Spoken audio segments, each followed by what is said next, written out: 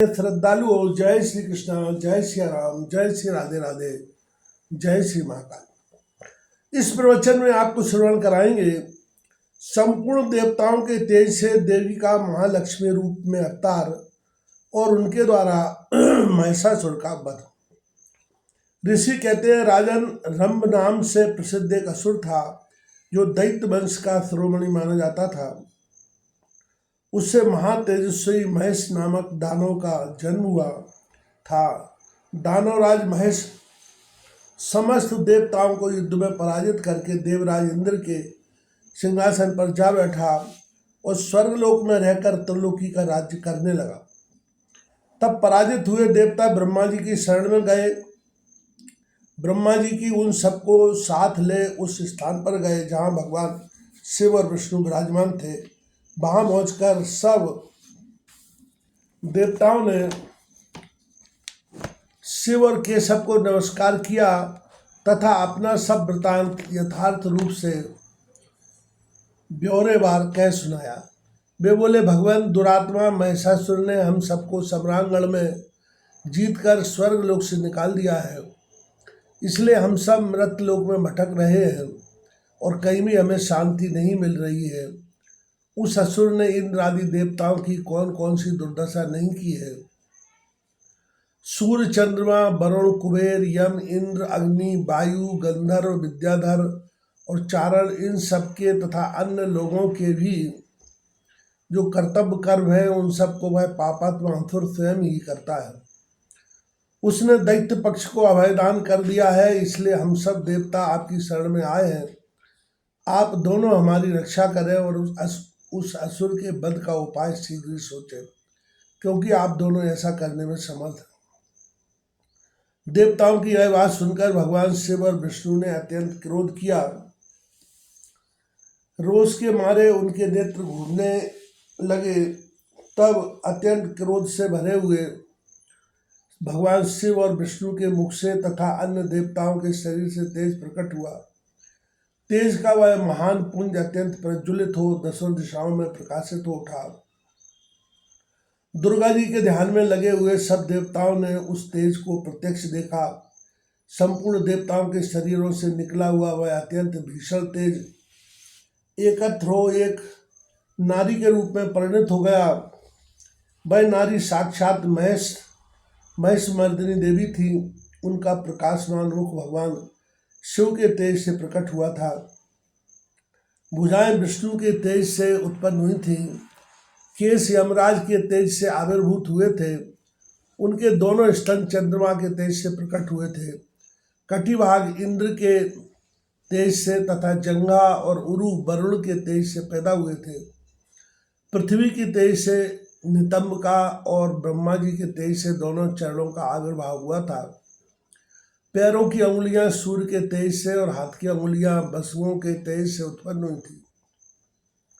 नासिका कुबेर के, दांत प्रजापति के, तीनों नेत्र अग्नि के, दोनों भुहें साध्यगण के, दोनों कान वायु के तथा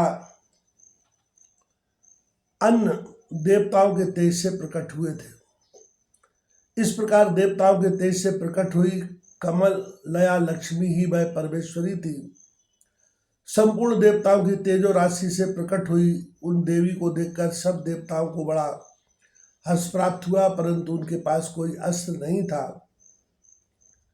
यह देख ब्रह्मा आदि देवेश्वरों ने शिवा देवी को अस्त्र शस्त्र से सुसज्जित करने का विचार किया। तब महेश्वर ने महेश्वरी को शूल समर्पित किया। भगवान विष्णु ने चक्र, वरुण ने पाश, अग्निदेव ने शक्ति, वायु देवता ने धनुष तथा बाणों से भरे 2 तरकस और सचीपति इंद्र ने वज्र एवं घंटा प्रदान किए। यमराज ने कालदंड, प्रजापति ने अक्षमाला, ब्रह्मा ने कमंडल एवं सूर्यदेव ने समस्त रोमकूपों में अपनी किरणें अर्पित की। काल ने चमकती हुई ढाल और तलवार दी। क्षीर सागर ने सुंदर हार तथा कभी न पुराने होने वाले 2 दिव्य वस्त्र भेंट किए। साथ ही उन्होंने दिव्य चूड़ामणि, 2 कुंडल, बहुत से कड़े, अर्धचंद्र, केयूर, मनोहर, नूपुर, गले की हंसुली और सब अंगुलियों के पहनने के लिए रत्नों की बनी अंगूठियां भी दी। विश्वकर्मा ने उन्हें मनोहर फरसा भेंट किया, साथ ही अनेक प्रकार के अस्त्र और अवैध कवच दिए। समुद्र ने सदा सुरम एवं सरस रहने वाली माला दी और एक कमल का फूल भेंट किया। हिमवान ने सवारी के लिए सिंह तथा आभूषण के लिए नाना प्रकार के रत्न दिए। कुबेर ने उन्हें मधु से भरा पात्र अर्पित किया तथा सर्पों के देता शेषनाग ने विचित्र रचना कौशल से सुशोभित एक नागहार भेंट किया, जिसमें नाना प्रकार की सुंदर मणियां गूंथी हुई थी। इन सब ने तथा दूसरे देवताओं ने भी आभूषण और अस्त्र शस्त्र देकर देवी का सम्मान किया। तत्पश्चात उन्होंने बारंबार अट्टहास करके उच्च स्वर से गर्जना की। उनके इस भयंकर नाद से संपूर्ण आकाश गूंज उठा। उससे बड़े जोर की प्रतिध्वनि हुई, जिसमें तीनों लोकों में हलचल मच गई। चारों समुद्रों ने अपनी मर्यादा छोड़ दी, पृथ्वी डोलने लगी। उस समय महिषासुर से पीड़ित हुए देवताओं ने देवी की जय जयकार की।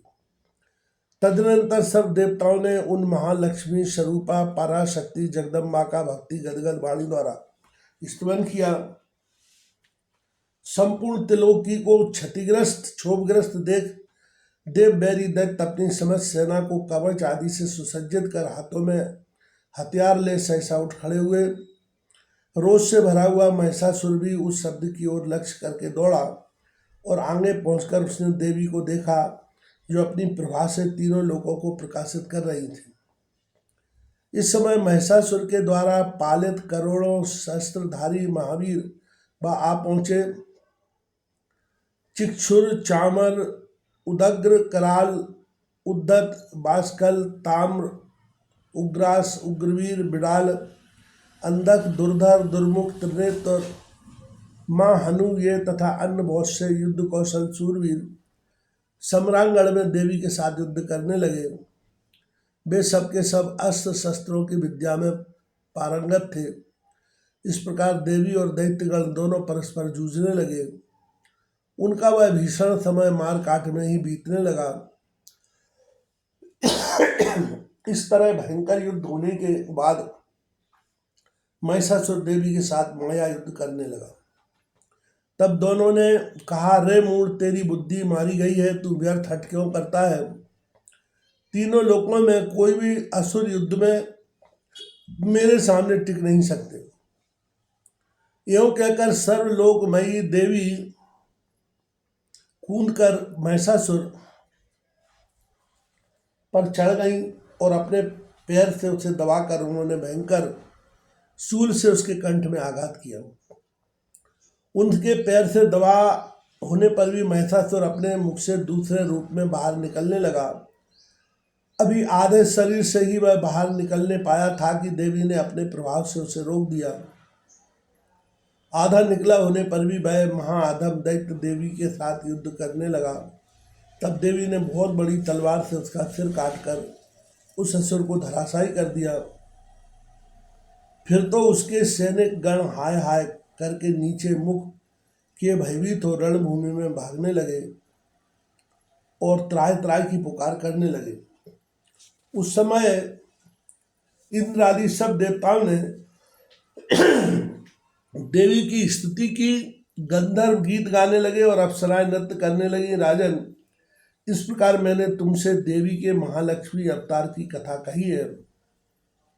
अब तुम स्वेस्तर चित्त से सरस्वती के प्रादुर्भाव का प्रसंग अगले प्रवचन में आपको श्रवण कराएंगे।